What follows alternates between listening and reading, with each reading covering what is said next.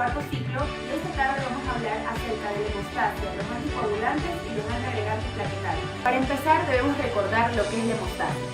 La hemostasia es un equilibrio de las fuerzas de los mecanismos procoagulantes y anticoagulantes. Esto va a mantener la sangre líquida dentro del torrente sanguíneo. En la consulta odontológica, por lo general, los procedimientos quirúrgicos que lesionan tejidos normalmente producen sangrado. Este llega a ser abundante debido a la gran vascularización del tejido gingival y se puede prolongar por las enzimas protolíticas de la saliva y estos van a activar procesos fibrinolisis. Los mecanismos normales de la hemostasia por sí solos son capaces de controlar la hemorragia, lo cual requerirá a lo mucho una compresión con gasa o algodón. Existen también patologías en las que la hemorragia puede ser intensa y poner también en apuros al odontólogo, pero por lo general estos casos suceden cuando el odontólogo no ha indagado previamente el problema del paciente. Entre ellas podemos destacar o podemos encontrar el tratamiento dental como una caries, una extracción dental, un bloqueo dental regional, por ejemplo. Es por ello que este sistema se divide mediante dos procesos. Primero, mantener la sangre en un complejo líquido, fluido, que permite la circulación de los vasos sanguíneos. Y segundo, suprimir la salida de sangre desde el espacio intravascular a través de un vaso lesionado. Esto mediante la formación de una red de fibrina que además proporcionará los elementos que van a reparar la pared del vaso. Y cuando la red de fibrina ya no es necesaria, este mismo sistema va a ser lo que va a eliminar a la fibrinolosis. En cuanto a la hemostasia, el proceso debe ser rápido, localizado y cuidadosamente regulado. Como ustedes pueden ver, aquí tenemos una hemostasia primaria y una hemostasia secundaria. Dentro de lo que es la hemostasia primaria, esta inicia pocos segundos después de producirse la lesión. Aquí interaccionan las plaquetas y la pared vascular va a detener lo que es la salida de sangre, tanto en capilares, arteriolas y vénulas. Estas se van a encontrar en lo que es un tamaño reducido. Una vez concluido esto, las plaquetas se van a adherir a lo que es la pared del vaso dañado y van a segregar el contenido de sus gránulos y van a dar como resultado una interacción con otras plaquetas, formando la base del tampón plaquetario inicial y a su vez participando en lo que es la activación del sistema de la coagulación. En cuanto a lo que es la hemostasia secundaria, esta se va a dar cuando hay una interacción de las proteínas plasmáticas activando una serie compleja de reacciones que culminan con la formación del coágulo de fibrina. Esta va a formar una malla que a su vez va a reforzar el tapón plaquetario inicial y va a formar lo que es un coágulo definitivo. Una vez formado esto, se va a dar una intervención en el proceso de varias proteínas, tanto procoagulantes como anticoagulantes. Dentro de lo que son las proteínas procoagulantes, vamos a tener lo que son los factores de coagulación, y en las proteínas anticoagulantes vamos a encontrar lo que es la antitrombina, la proteína C y la proteína S. Estas van a tener como función regular y controlar el proceso de coagulación, evitando una coagulación generalizada. Finalmente, con lo que respecta a odontología, ocasionalmente nos podemos enfrentar a patologías como las anteriormente revisadas, en donde ya existe el antecedente de trastorno hemorrágico o en situaciones que el paciente ya recibe medicamentos como la aspirina, los AINES, antiagregantes plaquetarios y anticoagulantes. En estos casos es indispensable realizar exámenes de laboratorio. Sin embargo, antes que nada debemos realizar una historia clínica. También nos debemos asesorar con un especialista hematólogo acerca de lo que es la preparación del paciente o las medidas a tomar durante el procedimiento. Es por ello que hay ocasiones en las que, sin existir la patología bien definida, puede presentarse una hemorragia repentina. Tal es el caso de procesos infecciosos no descubiertos adecuadamente. Ahora vamos a comenzar a hablar sobre los fármacos anticoagulantes. Definiendo primero a la coagulación, esta es una serie normal de transformaciones de proteínas precursoras, es decir, simógenos, en proteasas activas mediante rompimiento de enlaces peptídicos. Algunas personas tienen propensión a la coagulación o a la trombosis anormal y es necesario administrar anticoagulantes. El principal papel de los anticoagulantes es impedir o enlentecer la activación de simógenos. El anticoagulante parenteral más utilizado es la heparina. Esta aumenta la tasa de reacción entre trombina y antitrombina. Asimismo, el anticoagulante oral más utilizado es la warfarina. Esta va a inhibir la regeneración de vitamina K, reducida para la activación de simógenos. Finalmente, los principales efectos adversos de los anticoagulantes son la hemorragia y trombocitopenia. Esto se da por un recuento bajo de plaquetas, y la warfarina causa defectos congénitos y aborto durante el embarazo. La heparina. La heparina se divide en heparina no fraccionada y heparina de bajo peso molecular. En esto vamos a hablar sobre sus características generales, mecanismos de acción, farmacocinética, interacciones terapéuticas, contraindicaciones, categoría de riesgo en el embarazo, interacciones medicamentosas, reacciones adversas, su posología, nombres comerciales y presentaciones farmacéuticas. Comenzamos con las características generales de la heparina no fraccionada. Esta es utilizada para la prevención y el tratamiento de la trombosis durante varias décadas. Su mecanismo de acción es un complejo glucosaminoglucano con carga electronegativa capaz de unirse a diferentes proteínas. Esta también va a acelerar la formación del complejo antitrombina 3-trombina e inactiva la trombina y evita la conversión de fibrinógeno en fibrina. Su farmacocinética. La vida media de la heparina depende del tamaño de las moléculas y de la dosis administrada. Se presenta solo para aplicaciones intravenosas. Se une en forma extensa a lipoproteínas, globulinas y fibrinógeno. No cruza la placenta. Como indicaciones terapéuticas, como pueden ver aquí, tenemos algunas. Entre estas tenemos el tratamiento de embolia pulmonar y trombosis venosa profunda, la profilaxis de tromboembolismo venoso en pacientes quirúrgicos, en profilaxis de tromboembolismo venoso en embarazadas con antecedentes. También tenemos en la cardiopatía isquémica, aquí se da por infarto, angina inestable. También tenemos por tromboembolismo arterial periférico agudo. Como contraindicaciones, tenemos que puede haber un riesgo incrementado de hemorragia y también antecedentes de trombocitopenia inducida por heparina. Su categoría de riesgo en el embarazo es categoría B, ya que esta es segura durante el embarazo y la lactancia. De ser posible, hay que suspenderla antes del parto. Entre sus interacciones medicamentosas, algunos medicamentos contrarrestan su acción, como los antihistamínicos, digitálicos, nicotina, tetraciclinas y nitroglicerina 4. Por el contrario, otro aumenta su efecto, como puede ser aquí la antitrombina 3, anticoagulantes orales, hidroxicloroquina, aspirina, los DAINES y otros antiagregantes plaquetarios, dipiridamol y dextrano. Como reacciones adversas tenemos hemorragia, trombocitopenia, que incluso puede presentarse semanas después de suspender el tratamiento, la hipercalemia, dado por un efecto antialdosterona, también reacciones alérgicas, osteoporosis en uso prolongado. El nombre comercial de esta es solo una y es la heparina sódica. Su posología inicial es de 5.000 unidades internacionales vía intravenosa en bolo, seguida de 20.000 a 40.000 unidades internacionales diluidas en 1.000 mililitros de solución salina fisiológica para 24 horas. Se controla con el tiempo de tromboplastina parcial activa, el cual debe estar entre 1.5 a 2 veces del basal. Su presentación farmacéutica de la heparina sódica es el frasco ampula de 10 mililitros con 10.000 unidades internacionales y frasco ampula de 5 mililitros con 25.000 unidades internacionales. En genérico es esta misma presentación. Bueno, ahora tomando en cuenta la segunda clasificación de las heparinas, tenemos las heparinas de bajo peso molecular.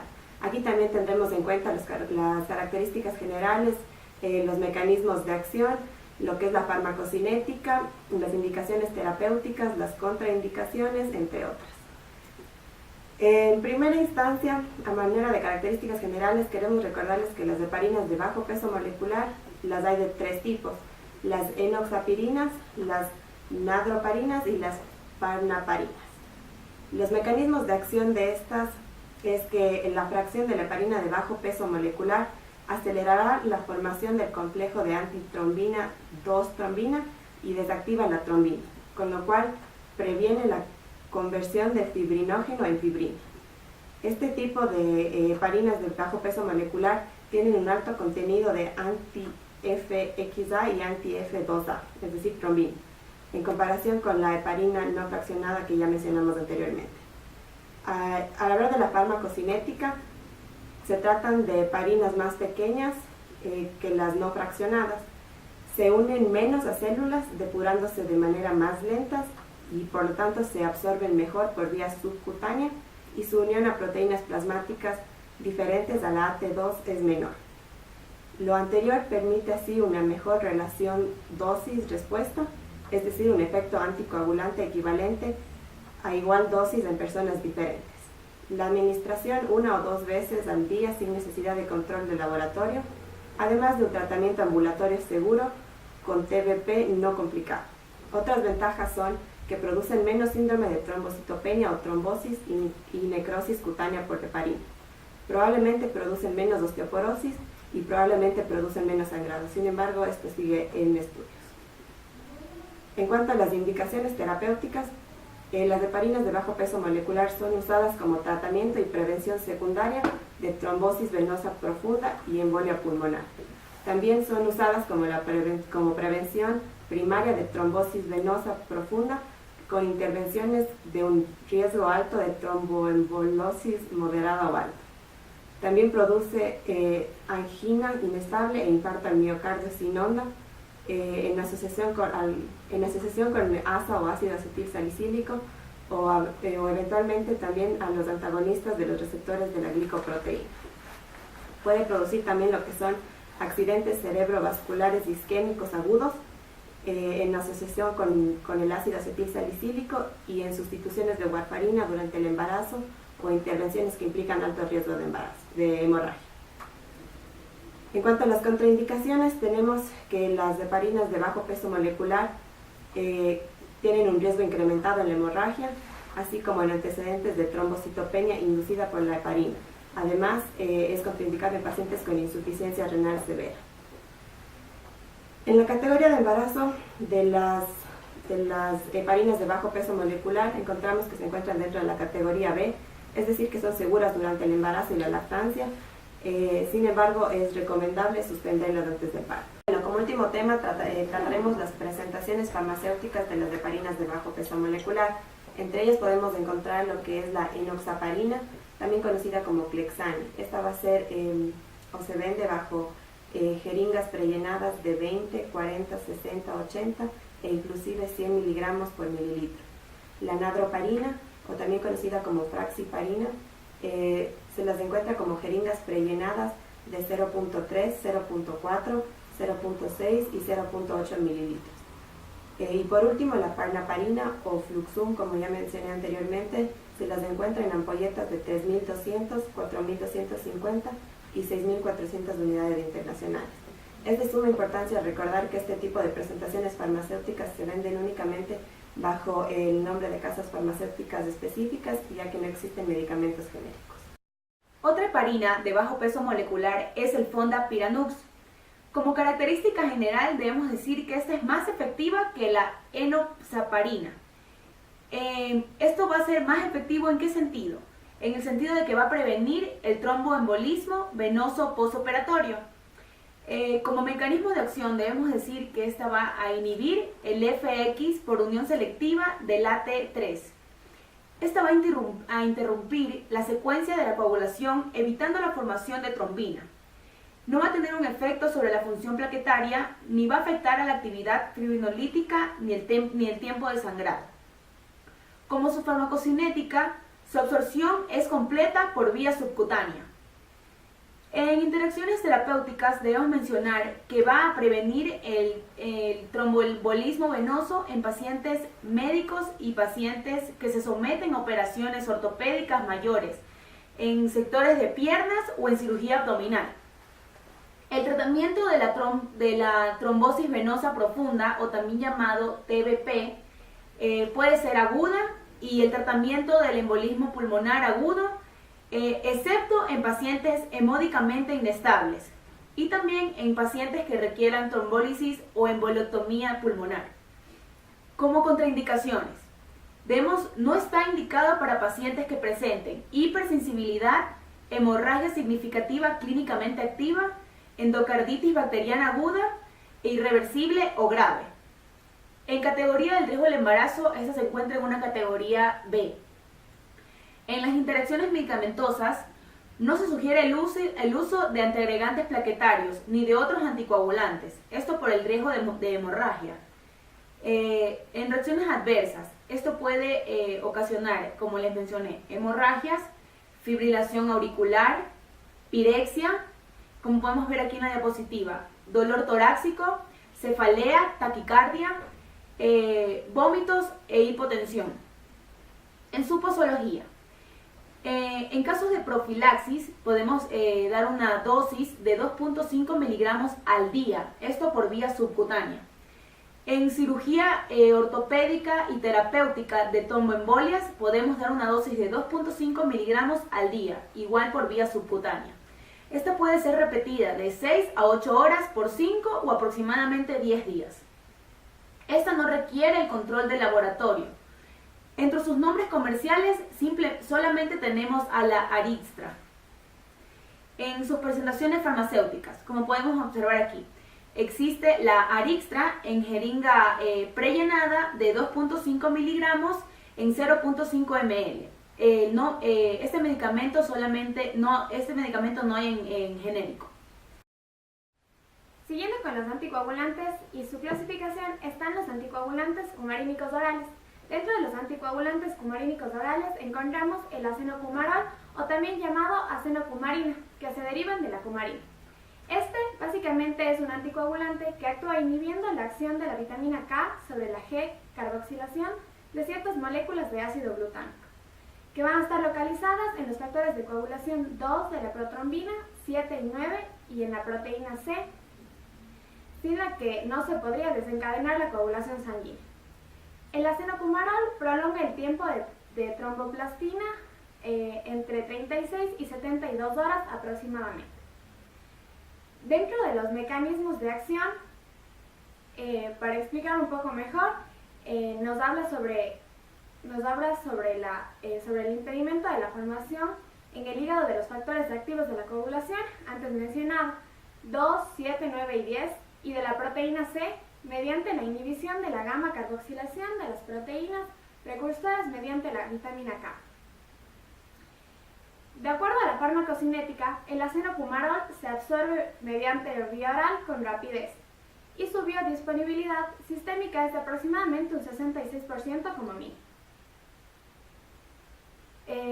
Dentro de los pasos de la farmacocinética, como inicio de la acción, vamos a tener entre 36 y 72 horas aproximadamente, según la dosificación inicial, que posteriormente explicaré. En la duración del tiempo de tromboplastina se va a normalizar pocos días después de retirar el medicamento. El acenocumarol va a tener unión a proteínas plasmáticas en un 98.7%, especialmente en la albúmina. Dentro del metabolismo va a ser netamente hepático. Sus metabolitos son inactivos. Este se va a eliminar un 60% en la orina y un 29% en las heces. Este se va a secretar únicamente inalterando la orina entre un 0,12% y un 18%, como está explicado en el cuadro. Tiene una vida media de eliminación plasmática de entre 8 y 11 horas. Dentro de sus indicaciones terapéuticas, vamos a encontrar que está básicamente indicado para el tratamiento y la profilaxis de enfermedades trombóticas. De manera preventiva también se utiliza tras intervenciones quirúrgicas y traumáticas, como por ejemplo la operación de rodilla o de cadera. El acenocumarol tiene varias interacciones medicamentosas, unas en las que va a potenciar efectos y otras en las que va a disminuir. Dentro de los medicamentos con los que el acenocumarol va a potenciar sus efectos van a estar, por ejemplo, los esteroides anabólicos, o popularmente llamados anabolizantes. Otros son los antiarrítmicos como la aminodorona o la quinidina. Otros con los que va a potenciar su efecto van a ser antibióticos como la eritromicina o las tetraciclinas. También va a interactuar con el ácido clorhídrico y sus derivados, así como también con hormonas tiroides cuando se utiliza en tratamientos sustitutivos. Como les mencioné anteriormente, también va a haber medicamentos con los que va a disminuir su eficacia. Entre ellos tenemos los anticonceptivos orales, los barbitúricos, la glicefulvina y la carbamazepina. Dentro de las contraindicaciones de este medicamento del que les estoy hablando, vamos a encontrar algunas. Entre ellas, la hipersensibilidad al ácido cumarol y sus derivados, como ocurre en varios medicamentos. Eso está totalmente contraindicado en el embarazo.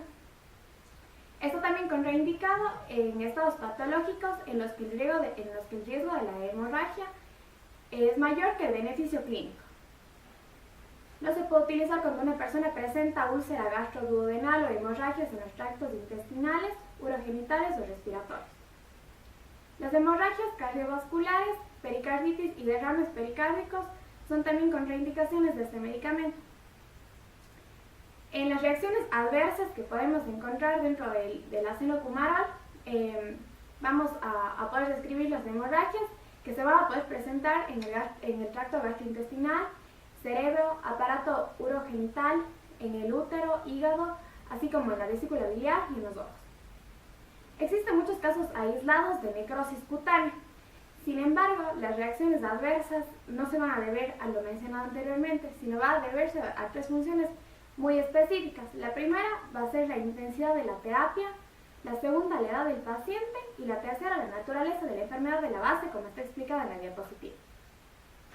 La categoría de embarazo, como les expliqué hace un momento, está totalmente contraindicado en personas que están en etapa de gestación. Esta tiene una categoría X. Sin embargo, está permitida la lactancia siempre y cuando estén controladas por su médico. Sin embargo, las mujeres que están dando el pecho pueden recibir este medicamento con un tratamiento profiláctico de 1 gramo de vitamina K a la semana. Su posología va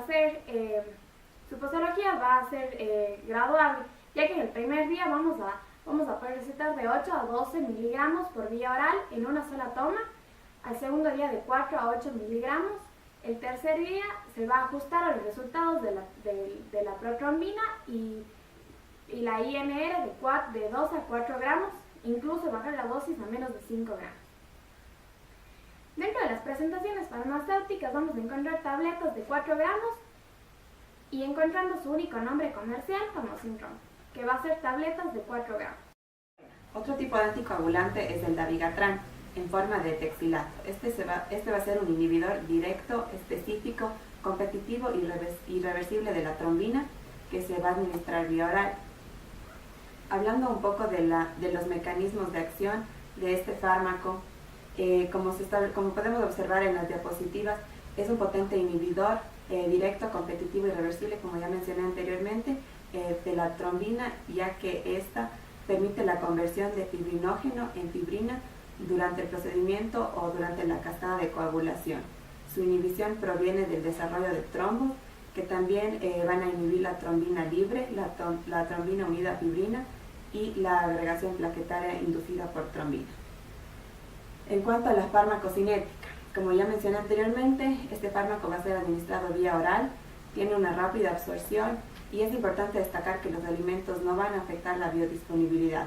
Sin embargo, lo que van a hacer es retrasar el tiempo hasta alcanzar las concentraciones plasmáticas que van a llegar máximo en 2 horas. Al hablar de biodisponibilidad del fármaco, tiene un 65%. La fijación proteica es relativamente baja, alcanzando de un 34 a 35%. El volumen de distribución es de 60 a 70 litros. El metabolismo del dabigatran, al tratarse de un profármaco, se da por medio de la hidrólisis catalizada por esterasas que se convierten en el principio activo. La excreción es renal y la vida media es de 12 a 14 horas. Las indicaciones terapéuticas. Generalmente este fármaco Se da en pacientes que están sangrando. Las pruebas de tiempo de tromboplastina parcial activada pueden ayudar a determinar un exceso de actividad anticoagulante. Asimismo, las pruebas del tiempo de trombina y el tiempo de coagulación de hecarina pueden ser pruebas más sensibles para evaluar los efectos anticoagulantes que producen. Y también va a prolongar el tiempo de protrombina, pero esta prueba es menos sensible que las mencionadas anteriormente. Contraindicaciones. El dabigatran está netamente contraindicado en pacientes con prótesis valvulares cardíacas mecánicas. La categoría de riesgo del dabigatran en el embarazo es categoría C, es decir, que puede ser usado, sin embargo, hay que tomar en cuenta la escala riesgo-beneficio.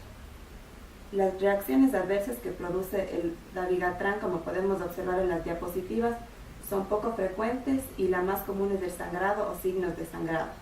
Bueno, en cuanto a las interacciones medicamentosas, no es recomendado el uso concomitante del dabigatran con fármacos que van a afectar a la coagulación, tal como es el caso de las heparinas no fraccionadas y derivados de las heparinas, así como las heparinas de bajo peso molecular, la desirudina o medicamentos trombolíticos. También interactúa con lo que son los antagonistas de los receptores del GPI, el clopidogrel, la ticlopidina. También interactúa con lo que es el detraxano, la sulfipyrisona y antagonistas de la vitamina K. Bueno, al hablar de la posología del dabigatran, podemos decir que existen en cápsulas de 75 miligramos y 110 miligramos, siendo el nombre comercial más común Pradaxa, que como mencioné anteriormente se venden comercialmente como cápsulas, y la dosis máxima o la dosis recomendada es de 75 a 110 miligramos cada 24 horas vía oral. Otro anticoagulante oral es el rivaroxaban. Este es un inhibidor directo del factor XA, activo por vía oral, altamente selectivo. Se utiliza para la prevención del tromboembolismo venoso en pacientes adultos sometidos a cirugía electiva de reemplazo de cadera o rodilla y para la prevención de ictus en los pacientes con fibrilación auricular.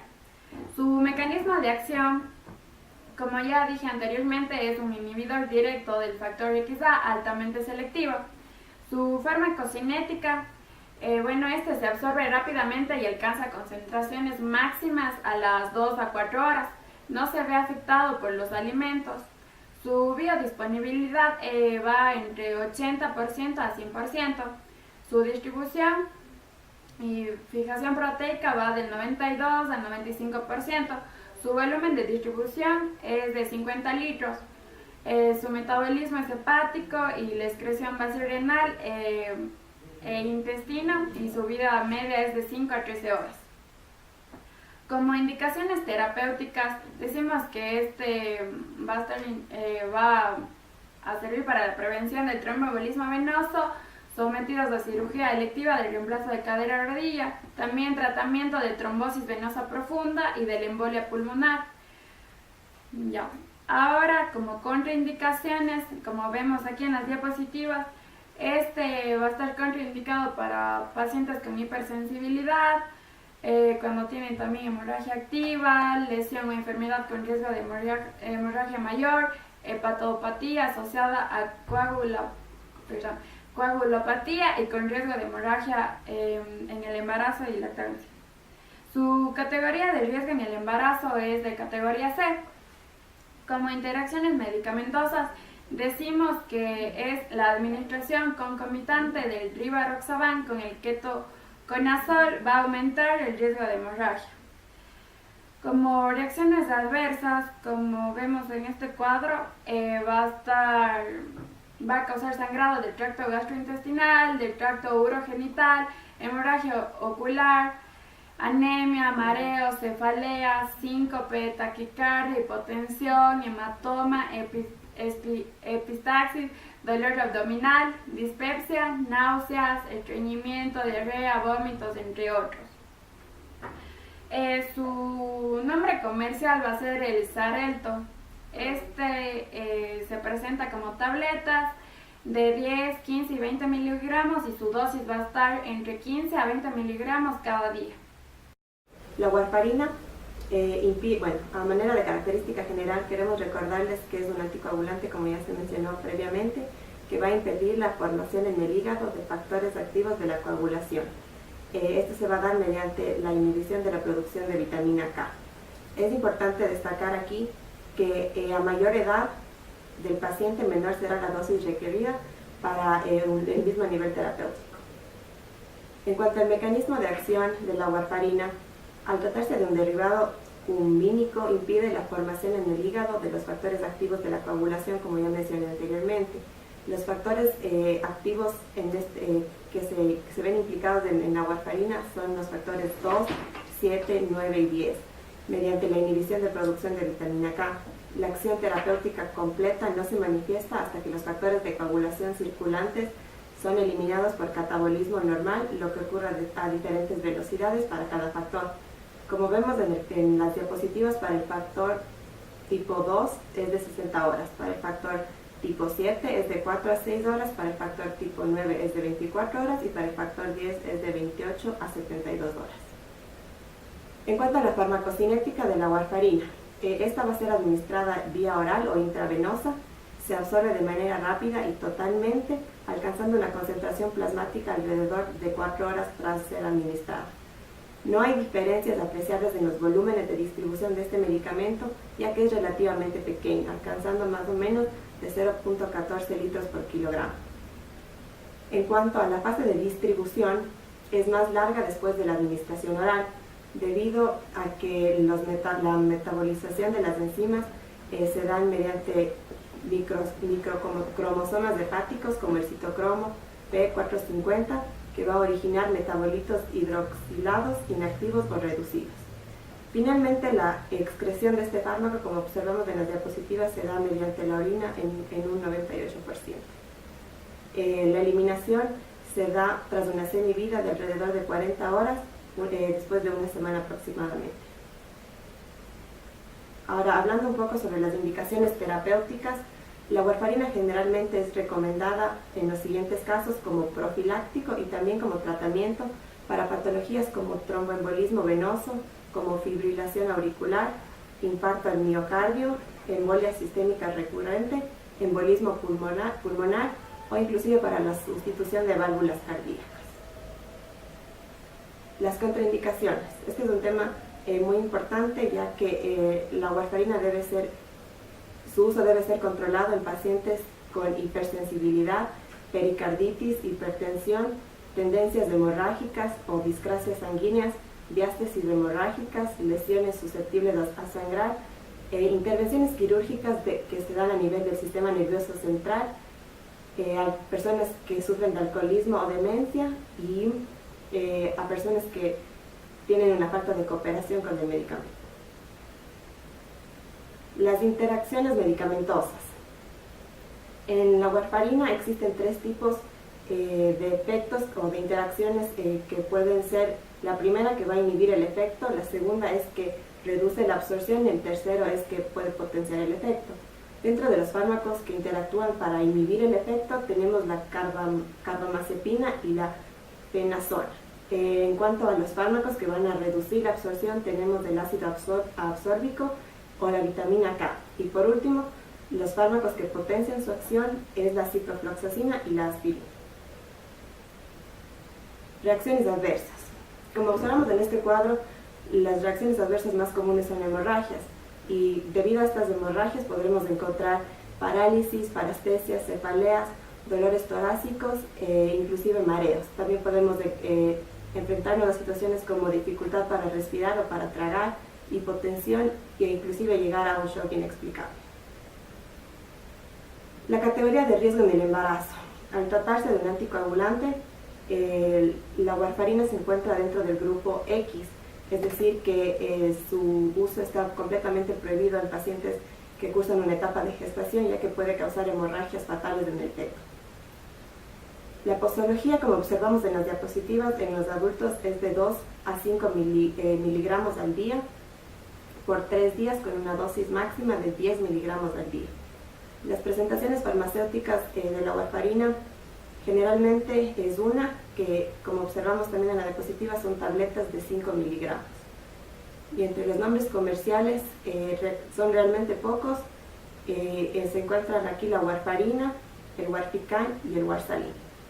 Una vez concluidos los fármacos anticoagulantes, vamos a hablar sobre los fármacos antiagregantes plaquetarios. Estos son fármacos que actúan sobre la capacidad de agregación de las plaquetas. Su mecanismo fisiológico normal sirve para la formación de un tapón hemostático. Esta acción sobre la agregación que se expresa por una inhibición de la misma. Se utiliza como un recurso terapéutico de naturaleza antitrombótica de las enfermedades vasculares arteriales. Los distintos antiagregantes plaquetarios pueden clasificarse en función de las fases de agregación en las que actúan. Así, por ejemplo, está el dipiridamol, que actúa inhibiendo la producción de ADP, el ácido acetilsalicílico y trifusal, que inhiben la producción de tromboxanos, afliximab y ticopridina, que bloquean los receptores de la glucoproteína, y luego está epoprostenol y loprost, que son análogos de los inhibidores de la naturaleza de agregación. Consiguiente a esto, vamos a explicar lo que es el ácido acetilsalicílico. Bueno, en cuanto a lo que es el ácido acetilsalicílico, este se encuentra dentro de lo que son los antiagregantes plaquetarios. Aquí, de la misma manera, vamos a hablar sobre características generales, mecanismos de acción, farmacocinética, indicaciones terapéuticas, contraindicaciones, interacciones medicamentosas, reacciones adversas, categoría en el embarazo, posología, presentaciones farmacéuticas y presentaciones comerciales. Bueno, primordialmente lo que son las características generales, aquí debemos tener en cuenta lo que es la prevención secundaria, luego un infarto agudo de miocardio, a su vez también cuando hay un accidente cerebrovascular, y también tener en cuenta algunos problemas relacionados con lo que es la isquemia aguda, como ustedes pueden ver. Prosiguiente a esto tenemos lo que es los mecanismos de acción. Esto cabe recalcar que pertenece al grupo de los AINES. Este tiene tanto propiedades analgésicas, antipirépticas y antiinflamatorias. ¿Cómo actúa este? Este actúa inhibiendo lo que es la agregación plaquetaria, bloquea lo que es el tromboxano A2 en las plaquetas. ¿Esto qué va a hacer? Lo que va a hacer es que inhibe irreversiblemente lo que es la ciclooxigenasa, que es la COX-1. Este es una enzima que las plaquetas no pueden resintetizar. Este efecto perdura hasta el nuevo recambio plaquetario a los 7 días. Luego tenemos que por su acción es recomendable en la profilaxis y tratamiento de los trombosis arteriales. Consiguiente a esto, también inhibe lo que es la síntesis de prostaglandinas, lo que impide la estimulación de los receptores del dolor tanto por la bradiquina y otras sustancias. Y por último, este posee un efecto antiagregante plaquetario irreversible. Como ustedes pueden ver aquí en la farmacocinética, esta tiene absorción, concentraciones plasmáticas, vida media y la eliminación. Vamos a hablar sobre cada una de ellas. Dentro de lo que es la absorción, esta se absorbe rápidamente por lo que es el tracto digestivo. Luego, en lo que es las concentraciones gástricas y el pH del jugo gástrico, esto va a afectar lo que es la absorción de lo que el ácido acetilsalicílico.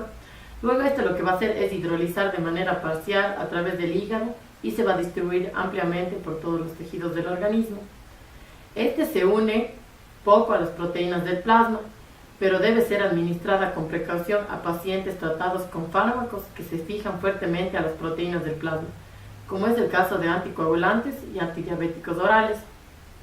Tras de esto, después de la administración oral y según las dosis administradas, hay salicilatos en el plasma a los 5 a 30 minutos, por lo que las concentraciones máximas se obtienen a los 25 minutos hasta 2 horas. Las concentraciones plasmáticas deben ser por lo menos de 100 microgramos sobre mililitro para obtener un efecto analgésico y para observar efectos tóxicos con concentraciones, se da cuando hay concentraciones superiores a 400 microgramos sobre mililitros. Es por ello que la vida media de la eliminación del plasma es de 15 a 20 minutos. Y por último, esto se va a eliminar a manera renal, principalmente como ácido salicílico libre y como metabolitos conjugados, tanto en la leche materna como en la orina. En cuanto a lo que son las indicaciones terapéuticas, podemos ver que tenemos ciertas características. Aquí se puede dar por un infarto agudo de miocardio y una angina inestable. También puede ser por un accidente cerebrovascular agudo de tipo isquémico. También tenemos que tener en cuenta lo que es la prevención de la preeclampsia en mujeres, ya que esta va a producir un alto riesgo. También debemos tener en cuenta que es un sintomático del dolor. Entre ellos está lo que es dolor de cabeza, dolor dental, dolor menstrual, dolor muscular y lo que es la lumbalgia. También ayuda a lo que es el tratamiento de la inflamación no reumática, de artritis reumatoide, artritis juvenil, osteoartritis y fiebre reumática. Es por ello que todo medicamento tiene sus contraindicaciones. Entre ellos tenemos lo que es la úlcera gastroduodenal en curso aguda, crónica y recurrente. Aquí se puede presentar molestias gástricas de repetición, antecedentes de hemorragia o perforación gástrica. A su vez, en los niños menores de 12 años con infecciones de origen viral debido al síndrome de Rein, como podemos ver, aquí se puede dar también lo que es una diabetes hemorrágica. Luego tenemos, como ustedes pueden ver en la diapositiva, tenemos pacientes también con historia de asma inducida por salicilatos o medicamentos de acción similar. También podemos presentar lo que es trastornos de la coagulación e hipersensibilidad a salicilatos, AINES o a tartrazina. En cuanto a lo que son las interacciones medicamentosas, los anticoagulantes potencializan su efecto cuando aumenta el riesgo de la hemorragia gástrica con glucocorticoides, AINES y alcohol. También se va a dar una disminución del efecto cardioprotector con la administración conjunta de ibuprofeno y AINES clásicos y COX-DOX selectivos. También se puede dar lo que es una acidosis severa y una toxicidad central en el caso de utilizar salicilatos y acetazolamida. En cuanto a lo que son las reacciones adversas, esta puede traer muchas de ellas. Entre ellos tenemos un aumento de riesgo de hemorragia, hemorragias perioperatorias y hemorragia gastrointestinal. También puede darse lo que es una irritación de la mucosa junto con hematoma y una epitaxis. También podemos encontrar lo que es el sangrado urogenital y o gingival. También un espasmo bronquial paroxístico junto con una disnea grave, asma y congestión nasal. Y por último tenemos lo que es una úlcera gástrica, urticaria y prurito. En cuanto a lo que es la categoría del embarazo, este se encuentra en una categoría D, es decir, que puede haber riesgo de aborto y malformaciones cardíacas. Esta a su vez está contraindicado en lo que es el tercer trimestre de gestación. En cuanto a lo que es la posología, es de 100 miligramos o 300 miligramos al día por las noches. Y en sus presentaciones farmacéuticas encontramos tabletas de 81 y 100 miligramos. Y en cuanto a las presentaciones comerciales, aquí tenemos varios nombres. Principalmente tenemos el Azawin, la Blaqueta, el Cardionil, la Cardioaspirina, la aspirina y la Cordias. Tal y cual pueden ver aquí en las diapositivas, cada una en sus diferentes presentaciones y en diferentes cantidades. Bueno, ahora vamos a hablar del clopidogrel. Al igual que el ácido acetil salicílico o ASA, es un antiagregante plaquetario. Como característica general, tenemos que el clopidogrel es un agente antiplaquetario, como ya lo mencioné, del tipo tienopiridina, administrado por vía oral. Cabe recalcar que es únicamente administrado por vía oral. Este va a inhibir la formación de coágulos y posee un rol limitado en la prevención cardiovascular. Aparte también es súper importante acordarse de que este se lo va a recomendar cuando el ácido acetil salicílico está contraindicado o ha sido descontinuado por sus efectos adversos en un tratamiento. Su mecanismo de acción es que es un profármaco cuyo mecanismo está relacionado con el receptor de adenosín difosfato o ADP. Esto en las membranas celulares. El subtipo específico del receptor es el P2Y12, que es un quimioreceptor, el cual es importante en la agregación plaquetaria y también para la unión de plaquetas por medio de la fibrina. Ahora hablando de la farmacocinética, tenemos que este medicamento, como ya les mencioné, es únicamente administrado por vía oral y este va a ser absorbido rápidamente por el tracto gastrointestinal y se oxida en el hígado. Esto se convierte en un metabolito activo y la acción antiplaquetaria se observa a las pocas horas de la toma oral de una sola dosis. Pero la inhibición constante y estable se alcanza a los 8 días aproximadamente de la administración, con una concentración de 75 miligramos al día. Una dosis de carga de 600 miligramos inhibe casi completamente la agregación plaquetaria en aproximadamente unas 2 horas, mientras que una carga de 300 miligramos se necesita de unas 24 a 48 horas para poder obtener el mismo grado de inhibición de la agregación. El clopidogrel se lo elimina por las heces y por la orina, y su vía de disponibilidad no se modifica con la administración simultánea del atenol, ni del nifedipino, ni de la digoxina, entre otros medicamentos. La administración simultánea con la heparina y aspirina, o también llamada ácido acetil salicílico, no ha prolongado el tiempo de sangría y los individuos sanos. Cuando se suspende la administración de clopidogrel, su efecto tarda unos 5 días aproximadamente en desaparecer. Las indicaciones terapéuticas. Este medicamento está indicado como alternativa del ácido acetil salicílico en tratamientos como la prevención secundaria, como vemos aquí en las diapositivas, de un infarto agudo al miocardio, también como prevención secundaria luego de un accidente cerebrovascular de tipo isquémico, y en combinación con el ácido acetil salicílico está indicado para el síndrome coronario agudo. Como contraindicaciones tenemos que no debemos recetar este medicamento a pacientes con insuficiencia hepática grave, con antecedentes de leucopenia, trombocitopenia o granulocitosis, a ninguno de estos pacientes. En interacciones medicamentosas tenemos que este medicamento aumenta el efecto anticoagulante de la warfarina. Tampoco es recomendable asociarlo con ACO por el riesgo de aumentar el sangrado, y sus interacciones con heparinas, esto solamente se debe dar bajo vigilancia estrecha por un médico. Al igual que inhibidores potentes o moderados del CYP2C19, como medicamentos como el omeprazol, el esomeprazol, la fluvoxamina, entre otros, ya que este puede dar lugar a una reducción de los niveles del metabolito activo del clopidogrel. En reacciones adversas, esto puede llegar a ocurrir en los pacientes como hematoma, epistaxis, hemorragia gastrointestinal, diarrea, dolor abdominal y en ocasiones dispepsia y sangrado. En la categoría del riesgo en el embarazo, este está catalogado como categoría B. Como posología tenemos que debemos medicar con una dosis de 75 miligramos al día. En formas farmacéuticas la tenemos solamente en tabletas y tabletas recubiertas. Y como nombres comerciales tenemos Clopacin, Troken, Teplax, Expansia, Clentel, Revangel y Planvix. Como conclusiones, finalmente podemos decir que la hemostasia es un conjunto de mecanismos que detienen los procesos hemorrágicos. Este cumple 2 funciones. Estas funciones son importantes y una de ellas es mantener la sangre en estado líquido y sin que forme coágulos dentro de los vasos sanguíneos.